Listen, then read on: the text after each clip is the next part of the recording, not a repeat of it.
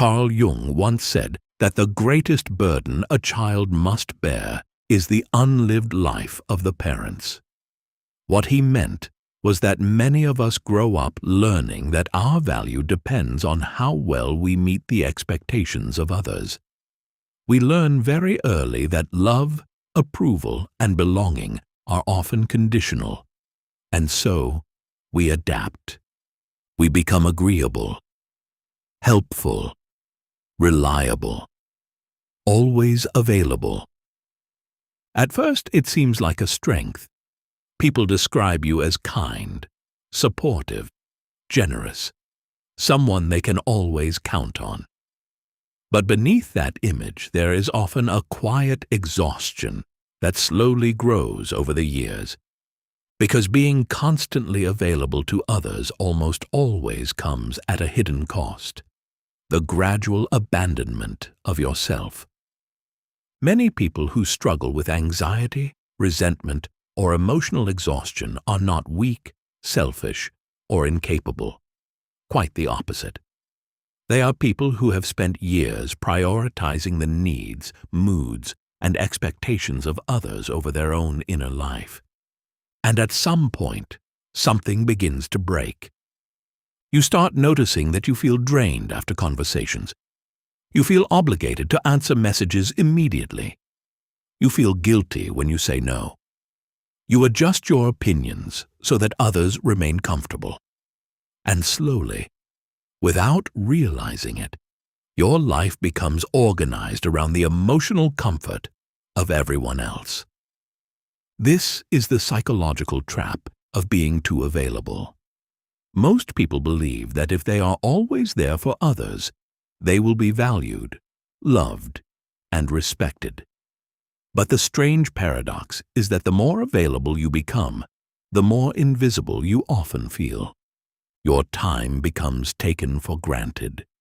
Your energy becomes expected. Your presence becomes assumed. And the moment you try to step back, people are surprised, confused, or even upset, because they were never used to meeting the real you. They were used to the version of you that existed to serve them. The deeper psychological issue behind this pattern is not kindness. It is identity. When your sense of worth is unconsciously tied to being needed, you slowly lose contact with your own boundaries, desires, and direction. Your life becomes reactive rather than intentional. You say yes when you want to say no. You listen when you want silence. You give when you are already empty. And over time, a quiet tension begins to build inside the psyche, a tension between who you truly are and the role you have learned to play. This is where the inner conflict begins. Because the more you suppress your own needs, the more they do not disappear, but move into the unconscious. And what is pushed into the unconscious never stays quiet forever. It begins to return in unexpected ways, as irritability, as emotional exhaustion, as resentment toward the very people you once tried so hard to please, or as a strange feeling that you are living a life that does not quite belong to you. The tragedy is that many people do not realize that this pattern is not a sign of compassion, but a sign of disconnection from the self. Real generosity does not come from self-abandonment. Real kindness does not require the destruction of your boundaries. And real relationships do not demand that you erase yourself in order to maintain them. At some point in life, every person who has been overly available reaches a moment of realization. They begin to see that they have been present in everyone else's life, while somehow remaining absent from their own. And this realization can be deeply uncomfortable, because it forces you to confront a difficult truth. You cannot build a meaningful life while constantly living in reaction to the needs and expectations of others. Sooner or later, something must change. Not because you suddenly become selfish, but because you finally begin to recognize the difference between connection and self-sacrifice. And that difference is where real psychological growth begins. To understand why so many people become constantly available to others, we have to look much deeper than simple kindness or generosity. In many cases, this pattern begins very early in life, long before a person is even aware of it. As children, we learn how relationships work by observing the emotional environment around us. Some children quickly discover that being agreeable, helpful, or emotionally supportive makes life smoother. It reduces conflict. It earns approval. It creates a sense of safety. Over time, this behavior becomes a strategy. If I am easy to be around, people will stay. If I meet everyone's expectations, I will be accepted. If I make others happy, I will not be rejected. These lessons are rarely taught directly, yet they are absorbed through countless small experiences. A disappointed look from a parent, praise for being the good child, a moment where expressing anger or disagreement creates tension. Gradually, the psyche adapts. Instead of asking, "What do I want?" the mind learns to ask a different question. What will make others comfortable? This shift may seem small, but it changes the entire orientation of a person's life. Their attention becomes outwardly focused. They begin scanning the emotional atmosphere around them, adjusting their behavior in order to maintain harmony. They become highly attuned to the moods, expectations, and reactions of others. And although this sensitivity can appear admirable, it often hides a deeper problem. When a person becomes too focused on managing the emotional world of others, they slowly lose contact with their own inner signals. Their intuition becomes quieter. Their boundaries become blurry. Their authentic reactions become suppressed. Instead of expressing what they truly think or feel, they learn to perform a role that keeps relationships stable. This role is often described as being the reliable one, the supportive one, the understanding one, the person who is always there. But maintaining this role requires constant effort. It requires ignoring moments of irritation, swallowing disagreement, postponing personal needs, and continually adapting to what other people expect.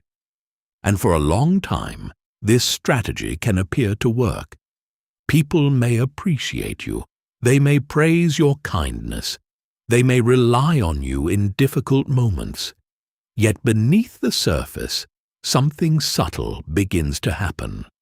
Your identity becomes tied to your usefulness.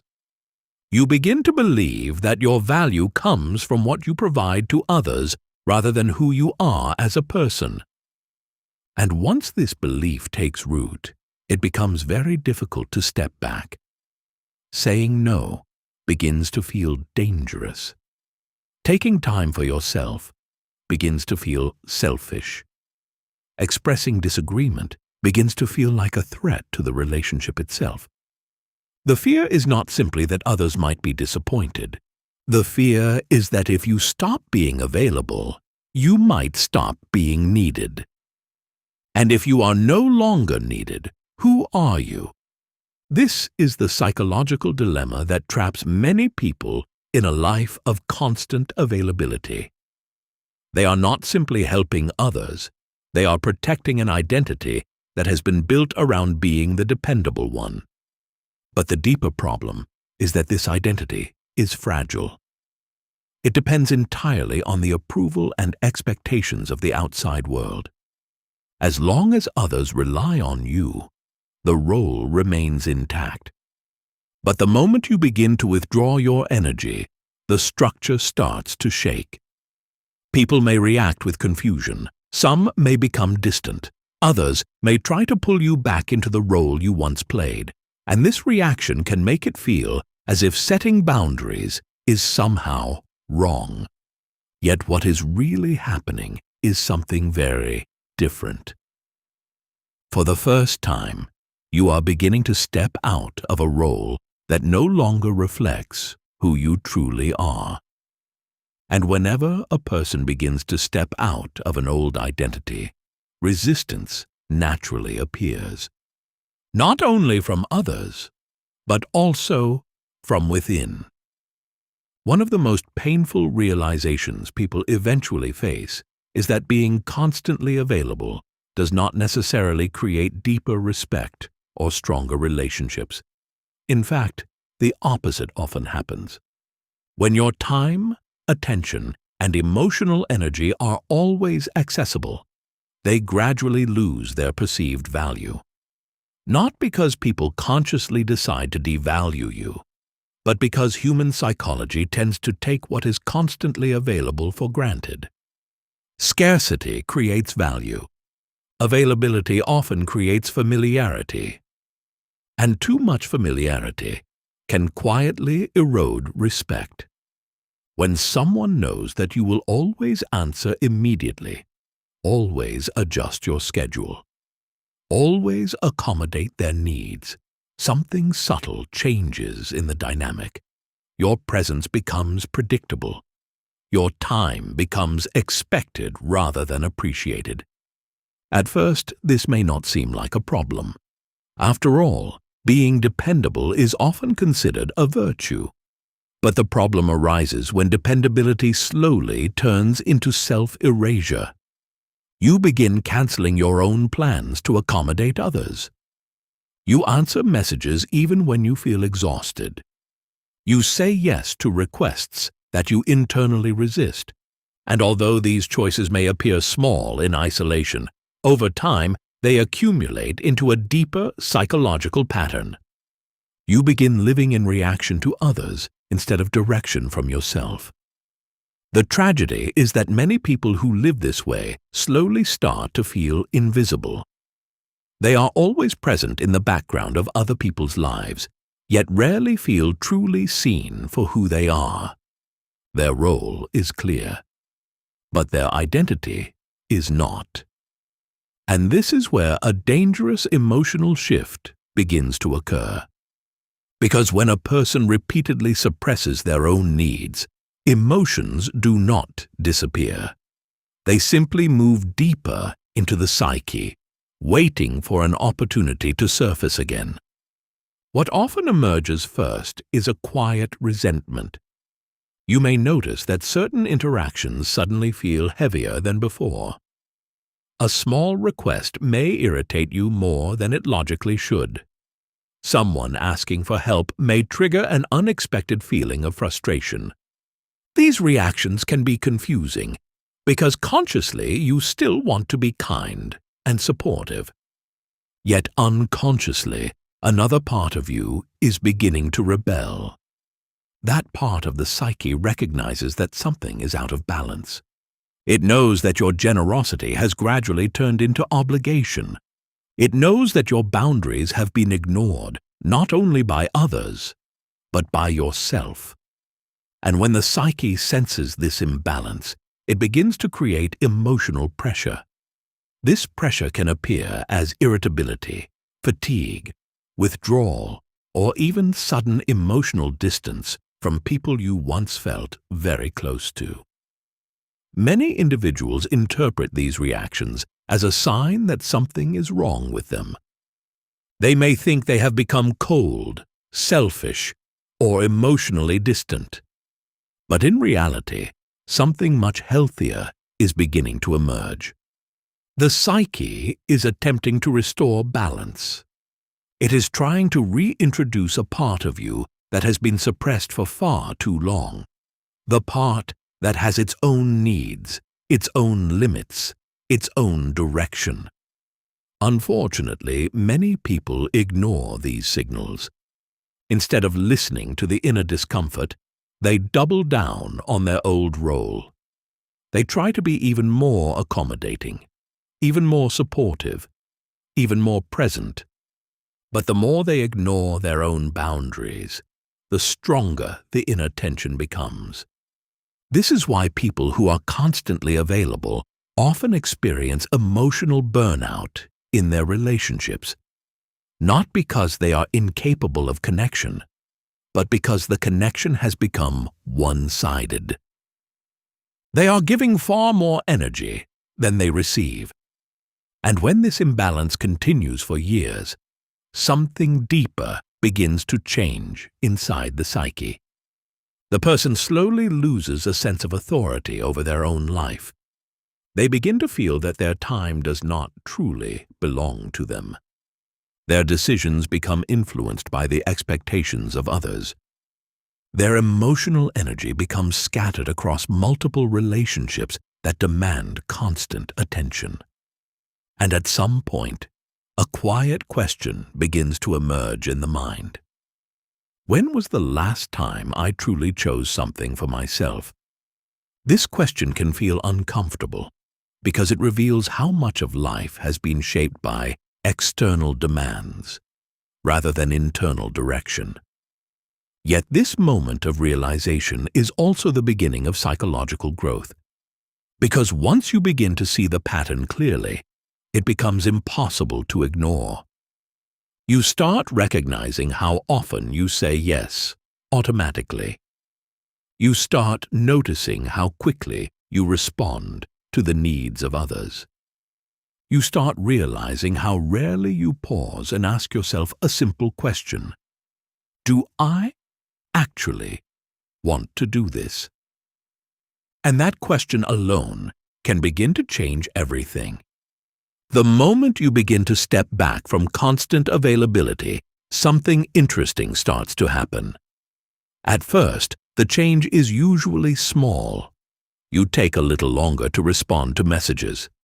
You decline a request that you would normally accept. You create space for your own priorities. Yet even these small shifts can feel surprisingly uncomfortable. For someone who has spent years being immediately present for others, the act of pausing can trigger an unexpected wave of guilt. You may find yourself wondering whether you are disappointing people, whether you are being selfish, whether you are somehow becoming a worse version of yourself. This reaction is not accidental. It is the result of a psychological pattern that has been reinforced over many years. When your identity has been built around being dependable and available, any movement away from that identity can feel like a betrayal of who you are supposed to be. But this discomfort is actually a sign that something important is happening. For the first time, you are interrupting an automatic pattern. Instead of reacting immediately to the needs of others, you are allowing a small space to exist between the request and your response. And inside that space, a new question becomes possible. What do I actually want to do? For many people, this question feels unfamiliar at first. They have spent so much time adjusting to the expectations of others that their own desires have become difficult to identify. They may pause and realize that they do not immediately know the answer. And that realization can be both unsettling and liberating at the same time. Because once you begin asking this question regularly, you slowly reconnect with a part of yourself that has been neglected for years. You start noticing the difference between what you genuinely want to do and what you feel obligated to do. You begin to see how often your actions were driven by habit rather than choice. At the same time, the people around you may begin to react to this change. Some individuals will adapt easily. They will respect your boundaries and adjust their expectations. These relationships often become healthier and more balanced as a result. But other reactions can be more complicated. Some people may appear confused by the shift. They may ask why you seem distant or less responsive. Others may subtly attempt to pull you back into the role you once played by appealing to your sense of responsibility or guilt. These reactions can be difficult to navigate, especially if you have been accustomed to maintaining harmony at all costs. Yet it is important to understand what is truly happening in these moments. You are not damaging the relationship. You are changing the structure of the relationship. For a long time, the dynamic may have been built around your constant availability. When that availability changes, the relationship must reorganize itself around a new balance. And any structural change naturally creates tension at first. However, something deeper begins to emerge during this process. When you stop being endlessly available, people start encountering a different version of you. They begin interacting with someone who has limits, preferences, and priorities of their own. In other words, they begin encountering the real person behind the role. At first, this can be surprising for both sides. If you have spent years presenting yourself as endlessly accommodating, others may have never needed to consider your boundaries before. Now, they must. And although this adjustment may feel uncomfortable initially, it often leads to a more authentic form of respect. Because respect does not come from endless availability. Respect comes from clarity. When people know that your time is not unlimited, they begin to value it differently. When they understand that your attention cannot always be guaranteed, they become more aware of its presence. And something else begins to change inside you as well. You start feeling less scattered, less reactive, less emotionally drained. Instead of constantly responding to the demands of the outside world, your life begins to regain a sense of internal direction. Your time starts to feel like it belongs to you again. And with that shift comes a quiet but powerful sense of psychological stability. You no longer feel the same urgency to prove your worth through usefulness. You begin to understand that your value does not come from how accessible you are, but from the authenticity with which you live your own life. There is a quiet moment that many people eventually experience when they begin stepping away from constant availability. It is not dramatic, and it often happens in very ordinary situations.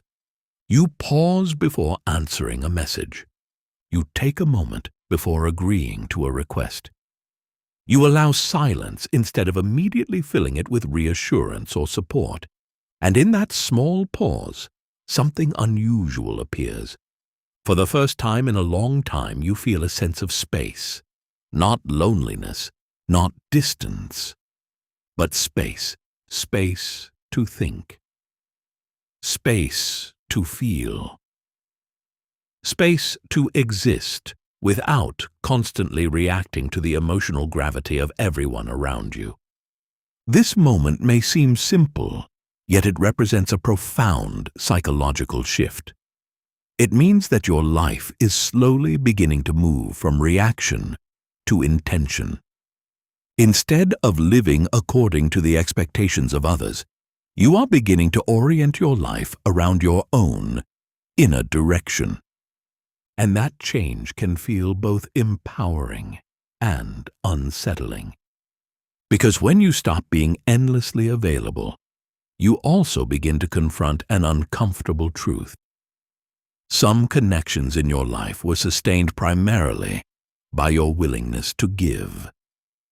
Your time, your attention, your emotional energy. And when that constant flow begins to slow down, certain relationships may naturally fade or transform.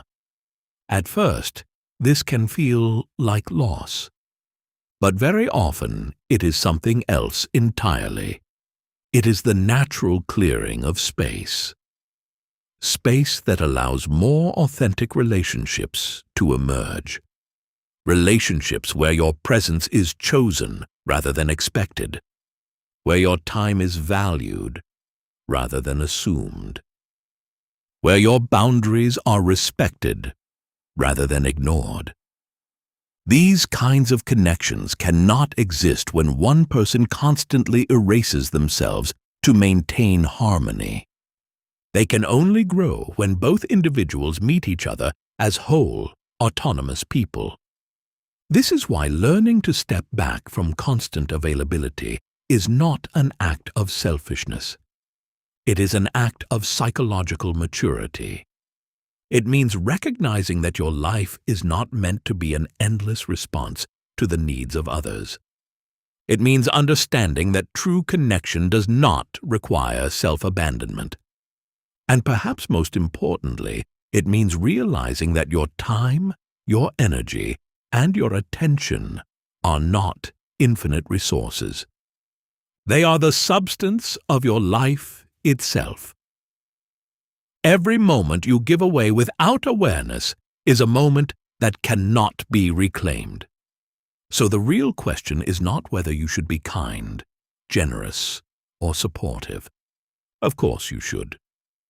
But the deeper question is this: are you giving from a place of choice or from a place of fear? Because when generosity comes from fear of rejection, it slowly empties the self. But when generosity comes from inner stability, it becomes something entirely different. It becomes conscious, intentional, free. And in that freedom, something remarkable begins to happen. You stop trying to prove your value through constant presence. You stop measuring your worth by how needed you are. Instead, you begin to build a life that reflects who you truly are. A life where your time has meaning, where your energy has direction, and where your presence is something that is given deliberately, not automatically. And paradoxically, it is often at this moment, when you stop being endlessly available, that people begin to value your presence more than ever before. Because what is freely chosen always carries more weight than what is endlessly given, and what is rare will always be noticed more than what is constant. So if you recognize yourself in this pattern, perhaps the change does not need to be dramatic.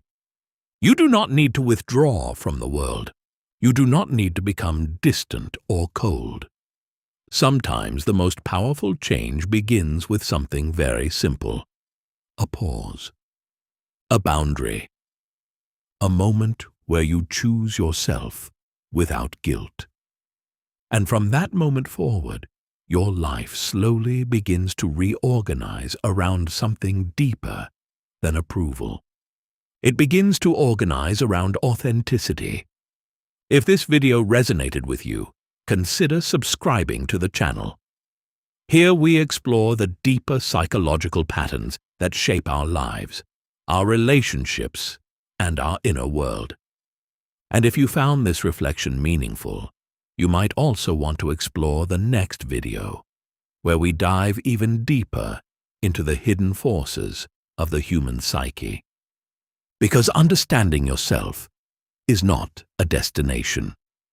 It is a lifelong journey, and every step toward self-awareness changes the way you experience the world.